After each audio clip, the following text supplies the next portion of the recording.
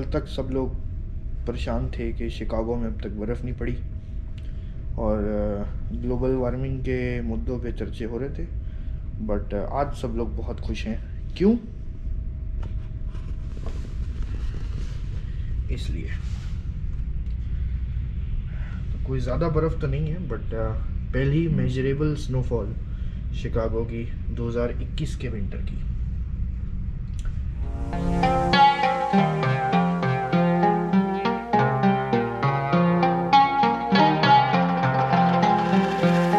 तो अभी अपडेट ये है कि वैसे तो यूएस में छुट्टियां चल रही हैं, बट आज मेरी 2 घंटे मेरी लैब में ड्यूटी थी फॉर जस्ट जनरल वेलबींग के सब कुछ ठीक है, क्योंकि लैब में डेंजरस गैसेस और पता नहीं क्या क्या रहता है, तो हम इंश्योर करते हैं कि सेफ्टी वाइज सब सही है, तो ऑल्टरनेट करते हैं ड्यूटीज़ को। तो 2 घंटे ड्यूटी थी, लेकिन बर्फ़ की वजह से अभी हम बैठे हैं। इस टाइम पे वापस ड्राइव करना थोड़ा सेफ़ नहीं है, तो देखते हैं थोड़ा सा और क्लियर आउट हो जाए, उसके बाद जाएंगे घर।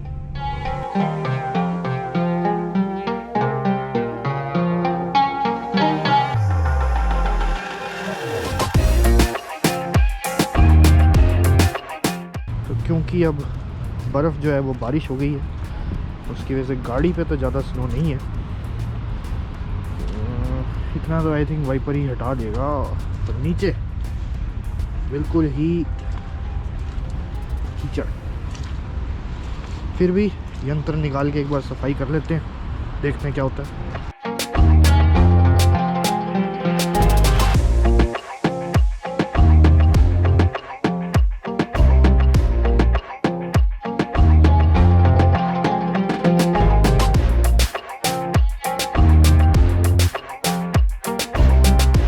तो ये हटानी इसलिए भी ज़रूरी है कि अगर शीशे पे कुछ रहे तो चालान कट जाएगा, क्योंकि वो ऑब्स्ट्रक्शन ऑफ व्यू रहता है, और ऊपर अगर कुछ रह गया तो गाड़ी चलेगी तो वापस शीशे पे आ जाएगा।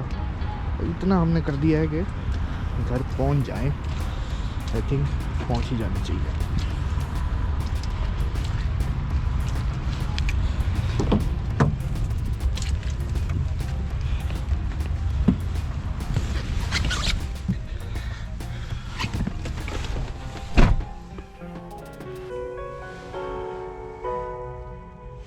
गाड़ी ने कर दिया है वेलकम। ये करते हैं इसको स्टार्ट। टेम्परेचर ज़्यादा कम नहीं है,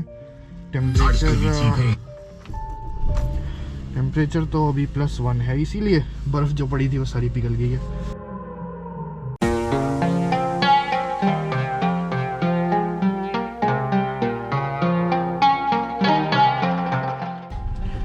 अब देखते हैं पार्किंग का आउट।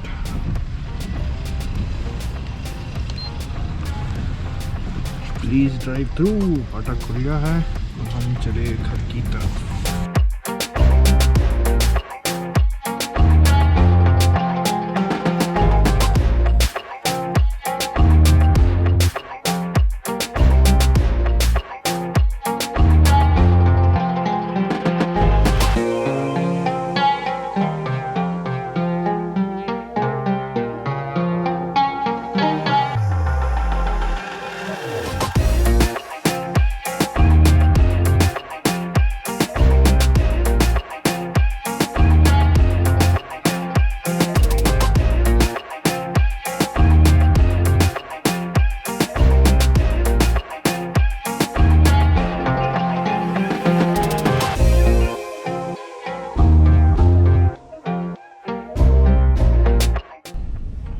यहाँ पे हमारी बिल्डिंग वालों ने करी नहीं है बर्फ साफ।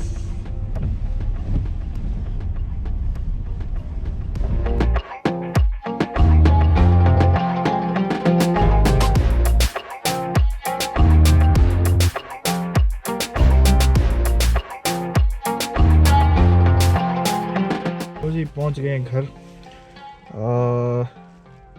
उम्मीद के हिसाब से बिल्डिंग का बहुत ज़्यादा बुरा हाल है, क्योंकि इन्होंने बिल्कुल स्नो साफ़ ही नहीं करी है।